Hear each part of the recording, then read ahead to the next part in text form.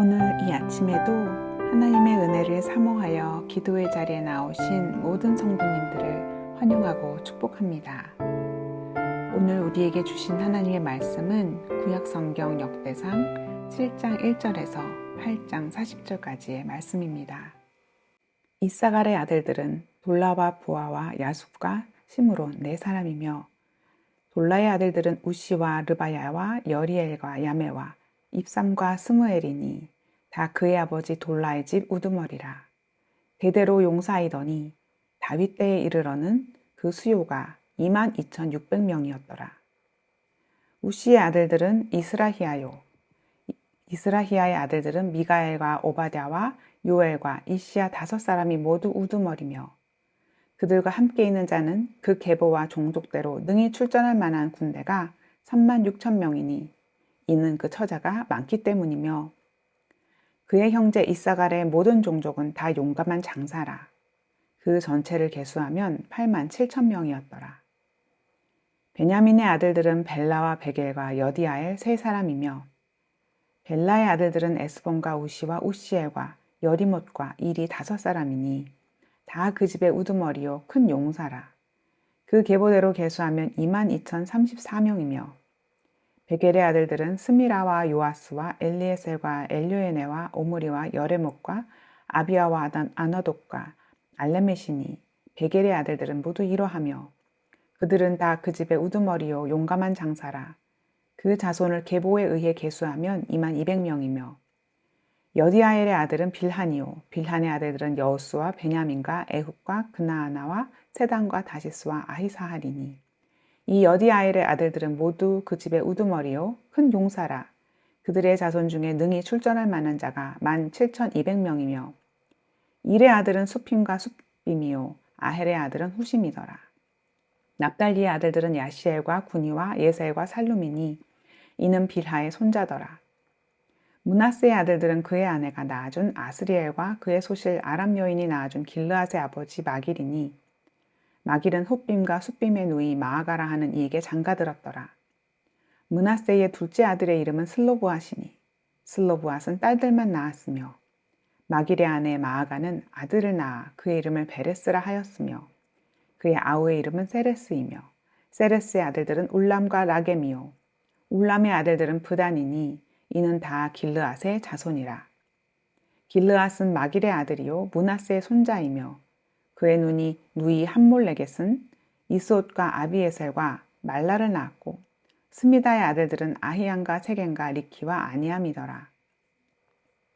이 에브라임의 아들은 수델라요 그의 아들은 베레시요 그의 아들은 다하시요 그의 아들은 엘르아다요 그의 아들은 다하시요 그의 아들은 사바시요 그의 아들은 수델라며 그가 또 에셀과 엘르앗을 낳았으나 그들이 가드 원주민에게 죽임을 당하였으니 이는 그들이 내려가서 가드 사람의 짐승을 빼앗고자 하였습니다.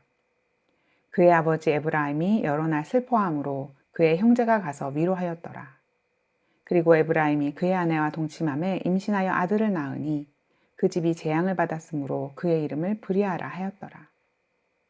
에브라임의 딸은 세에라이니 그가 아레비성 베토론과 우센세에라를 건설하였더라. 브리아의 아들들은 레바와 레셉이요 레셉의 아들은 델라요 그의 아들은 다하니요 그의 아들은 라다니요 그의 아들은 암미우시요 그의 아들은 엘리사마요 그의 아들은 눈이요 그의 아들은 여호수아더라. 에브라임 자손의 토지와 거주지는 베델과 그 주변 마을이요 동쪽으로는 나아란이요 서쪽에는 게셀과 그 주변 마을이며 또 세겜과 그 주변 마을이니 아사와 그 주변 마을까지이며 또 므낫세 자손의 지게에 가까운 베스안과 그 주변 마을과 다낙과 그 주변 마을과 무기또와 그 주변 마을과 돌과 그 주변 마을이라. 이스라엘의 아들 요셉의 자손이 이 여러 곳에 거하였더라. 아셀의 아들들은 임나와 이스와와 이스위와 브리아요 그들의 매제는 세라이며 브리아의 아들들은 헤벨과 말기엘이니 말기엘은 비르사잇의 아버지이며 헤벨은 야블렛과 소멜과 호담과 그들의 매제 수아를 낳았으며 야블렛의 아들들은 바삭과 빔할과 아스와시니 야블렛의 아들은 이러하며 소멜의 아들들은 아히와 로가와 호바와 아람이요 그의 아우 헬렘의 아들들은 소바와 임나와 셀레스와 아마리요 소바의 아들들은 수아와 하르네벨과 수알과 베리와 이므라와 베셀과 헛과 사마와 실사와 이드람과 브에라요. 예델의 아들들은 여분네와 비스바와 아라요. 울라의 아들들은 아라와 한니엘과 리시아이니 이는 다 아셀의 자손으로 우두머리요. 정선된 용감한 장사요. 방백의 우두머리라. 술전한 만한 잔을 그들의 계보대로 계수하면 2만 6천 명이었더라. 베냐민이 낳은 자는 맏아들 벨라와 둘째 아스벨과 셋째 아하라와 넷째 노하와 다섯째 라바이며 벨라에게 아들들이 있으니 곧 앗달과 게라와 아비훗과 아비수아와 나아만과 아호아와 게라와 스부반과 후람이라. 에훗의 아들들은 이러하니라. 그들은 게바 주민의 우두머리로서 사로잡혀 마나한으로 갔으니 곧 나아만과 아히야와 게라이며 게라는 또 우사와 아히훗을 낳았으며 사하라임은 두 아내 후신과 바하라를 내보낸 후에 모압 땅에서 자녀를 낳았으니 그의 아내 호데스에게서 낳은 자는 요밥과 시비야와 메사와 말감과 여수와 사갸와 미르마이니 이 아들들은 그 우두머리이며 또 그의 아내 후심에게서 아비둡과 엘바알을 낳았으며 엘바알의 아들들은 에벨과 미삼과 세메시니 그는 오노와 롯과 그 주변 마을들을 세웠고 또 보리아와 세마이니 그들은 아얄론 주민의 우두머리가 되어 그들이 가드 주민을 쫓아냈더라. 아히오와 사삭과 여레목과 스바디아와 아락과 에델과 미가엘과 이스바와 요한은 다 브리아의 아들들이요. 스바디아와 무술람과 히스기와 헤벨과 이스무레와 이슬리아와 요밥은 다 엘바알의 아들들이요. 야긴과 시그리와 삽디와 엘리에네와 실르데와 엘리엘과 아다야와 브라야와 시무낫은 다 시무이의 아들들이요. 이스반과 에벨과 엘리엘과 압돈과 시그리와 하난과 하나냐와 엘람과 안도디야와 이브드야와 브누엘은 다 사삭의 아들들이요. 삼스레와 스하야와 아달랴와 야아레시아와 엘리야와 시그리는 다 여로함의 아들들이니 그들은 다 가문의 우두머리이며 그들의 족보의 우두머리로서 예루살렘에 거주하였더라. 기브온의 조상 여이엘은 기브온에 거주하였으니 그 아내 이름은 마아가며 장자는 압돈이요 다음은 술과 기스와 바알과 나답과 그돌과 아히오와 세겔이며 미글롯은 시므아를 낳았으며 그들은 친족들과 더불어 마주하고 예루살렘에 거주하였더라. 넬은 기스를 낳고 기스는 사울을 낳고 사울은 요나단과 말기수아와 아비나답과 에스바알을 낳았으며 요나단의 아들은 무립바알이라. 무립바알은 미가를 낳았고 미가의 아들들은 비돈과 멜렉과 다레아와 아하스이며 아하스는 여호와따를 낳고 여호와따는 알레멕과 아스마웻과 시므리를 낳고 시므리는 모사를 낳고 모사는 비느아를 낳았으며 비느아의 아들은 라바요 그의 아들은 엘르아사요 그의 아들은 아셀이며 아셀에게 6 아들이 있어 그들의 이름은 이러하니 아스리간과 보고르와 이스마엘과 스아랴와 오바댜와 하나니라. 아셀의 모든 아들이 이러하며 그의 아우 에색의 아들은 이러하니 그의 맏아들은 울람이요 둘째 여우스요 셋째는 엘리벨렛이며 울람의 아들은 다 용감한 장사요 활을 잘 쏘는 자라.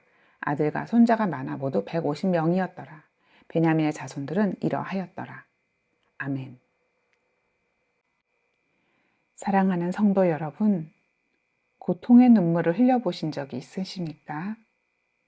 성도의 인생 여정 가운데에 고통도 눈물도 없다면 참 좋겠지만 어쩌면 그런 삶은 존재하지 않는 것 같습니다. 믿음을 가지고 살아도 기도하며 살아도 갑작스런 이별, 예상치 못한 실패, 고칠 수 없는 질병 등으로 눈물을 흘리는 날들이 찾아오곤 합니다. 그럴 때 우리는 하나님께 묻습니다. 하나님, 왜 이런 일을 저에게 허락하셨나요? 내가 고통당할 때 하나님은 어디 계신가요? 오늘의 본문 말씀 속에서 만나게 되는 한 아버지의 삶에도 그런 고통이 찾아왔습니다. 누가 어떤 말로 위로하기조차 힘든 슬픔의 사건이었습니다. 그런데 이 사건은 단지 슬픈 이야기로 끝나지 않았습니다. 이어지는 족보를 잘 살펴보면 고통 가운데서도 함께 하시는 하나님의 위로와 회복이 보입니다. 기대치 못했지만 놀랍고도 세밀한 하나님의 역사가 나타납니다.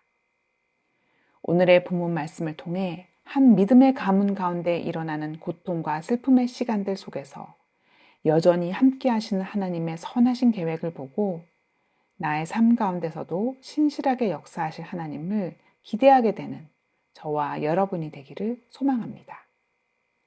먼저 7장 21절에서 22절 말씀을 읽겠습니다. 그의 아들은 사밧이요 그의 아들은 수델라며 그가 또 에셀과 엘르앗을 낳았으나 그들이 가드 원주민에게 죽임을 당하였으니 이는 그들이 내려가서 가드 사람의 짐승을 빼앗고자 하였습니다. 그의 아버지 에브라임이 여러 날 슬퍼함으로 그의 형제가 가서 위로하였더라. 에브라임은 요셉의 둘째 아들로 이스라엘 내에서 주도적인 역할을 한 강력한 지파의 조상이었습니다.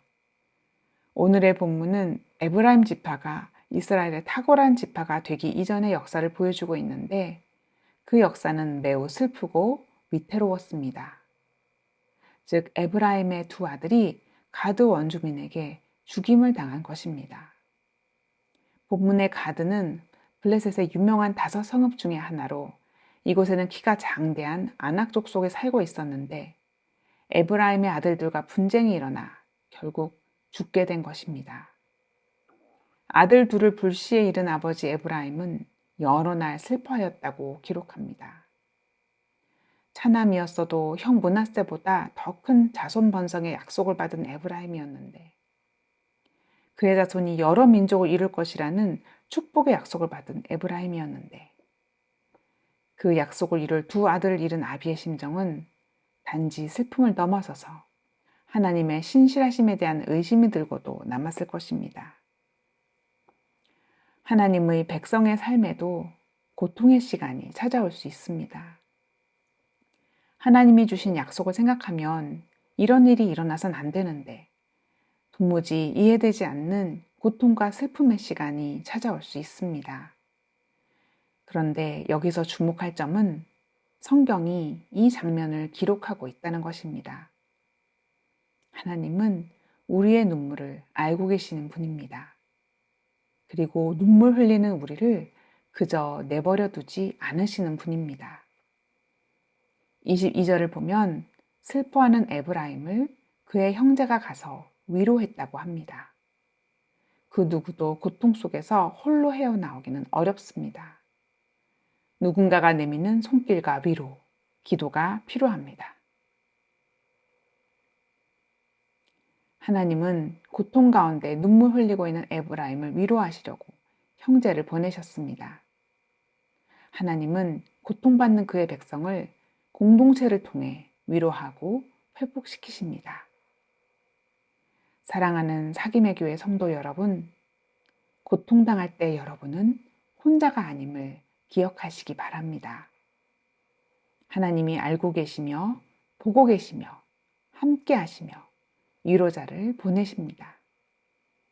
다락방에서, 사역팀에서, 교회 안에서 함께 울고 웃는 지체들은 모두 서로를 위한 위로자요, 중보자입니다.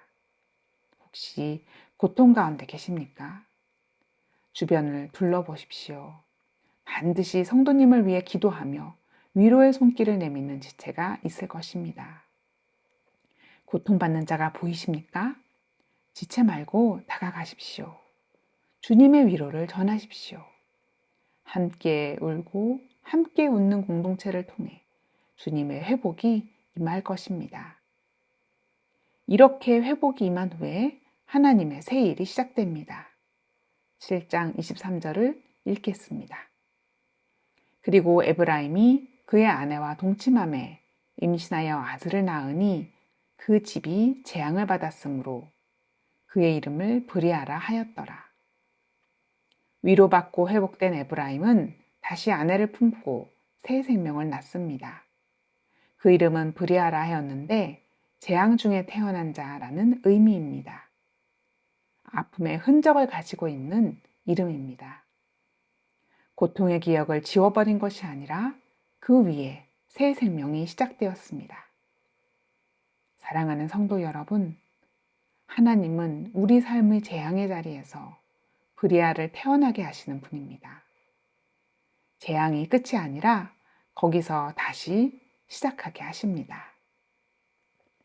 고통을 지우려 하지 마십시오. 고통이 극심했기에 새 생명은 더욱 소중했을 것입니다. 다시 얻은 생명은 회복의 증표요, 약속의 재개입니다. 더욱 놀라운 사실은 이 고통과 눈물의 족보 끝에 여호수아라는 이름이 등장한다는 것입니다. 7장 27절을 읽겠습니다. 그의 아들은 눈이요, 그의 아들은 여호수아더라. 눈물로 시작된 이 가문의 이야기는 여호수아라는 하나님의 지도자를 통해 마침내 사명으로 이어집니다. 여호수아는 이스라엘을 가나안으로 인도한 민족의 지도자입니다. 에브라임의 눈물이 없었더라면 여호수아의 사명도 없었을 것입니다. 하나님은 고통 속에서 하나님의 사람을 준비하셨습니다. 사랑하는 사김의 교회 성도 여러분, 성도님의 삶 가운데에 고통이 있습니까? 이유도 알 수 없고 피할 수도 없는 고통을 당하고 계십니까? 아직 임하지 않은 하나님 나라를 고대하며 죄악된 세상 속에 분투하며 사는 동안 성도는 눈물과 고통의 시간을 지날 수 있습니다. 그러나 기억하십시오. 하나님이 알지 못하시는 고통은 없으며 하나님이 함께 하시지 않는 고통도 없습니다. 고통을 피할 수 없다 할지라도 결코 헛되지 않습니다. 기독교 저술가 필립 얀시는 고통을 아무도 원하지 않는 선물이라고 표현했습니다. 그 표현이 참 와닿습니다. 고통이 결국 우리를 사명의 길로 인도한다 해도 예수님도 십자가 고통을 겪으심으로 인류 구원의 귀한 사명을 친히 이루셨음을 알고 있음에도 여전히 고통을 선물로 받아들이기는 어려울 것 같습니다. 하지만 한 가지 분명한 것은 하나님과 함께 지나고 있는 고통은 결코 헛되지 않다는 사실입니다. 사랑하는 성도님, 지금 고통의 시간을 지나고 계십니까? 에브라임의 가문은 슬픔으로 시작했지만 사명으로 나아갔습니다. 아픈 현실 속에서 눈물 흘리지만 하나님은 그 가운데도 함께 하시고 위로하시며 회복시키셔서 새 생명을 주시고 결국 사명을 이루게 하십니다. 성도님의 눈물 속에 하나님은 여호수아를 준비하고 계심을 기억하셨으면 좋겠습니다. 그러므로 고통 가운데 낙심하지 마십시오. 하나님이 어디 계시냐고요? 가장 가까이에 함께 하십니다. 성도님을 위로하시고 회복시키시며 새 생명을 주시고 사명을 이루게 하실 것입니다. 그렇게 하실 주님을 기대하고 그분의 신실하심을 신뢰함으로 눈물의 자리에서 사명의 자리로 나아가시는 저와 여러분이 되기를 간절히 소망합니다. 기도하시겠습니다. 내 눈물을 다 아시는 하나님 아버지, 여전히 주님은 가장 가까이에 나와 함께 하시는 줄 믿습니다. 나를 구원하시고 온 세상을 구원하시려는 하나님의 신실하신 계획을 오늘도 이루고 계신 줄 믿사오니 눈물의 자리에서 사명의 자리로 인도하여 주옵소서. 그리고 우리 개인의 기도 제목을 놓고 우리의 가정과 다음 세대 자녀들, 청년들을 위해 기도해 주십시오. 또한 우리 사김의 교회가 계속해서 하나님이 기뻐하시는 교회로 세워질 수 있도록 기도해 주시기 바랍니다. 마지막으로 나라와 민족과 온 열방에 하나님 나라가 세워지기를 한 마음과 한 뜻으로 기도하며 나아가겠습니다. 함께 기도하시겠습니다.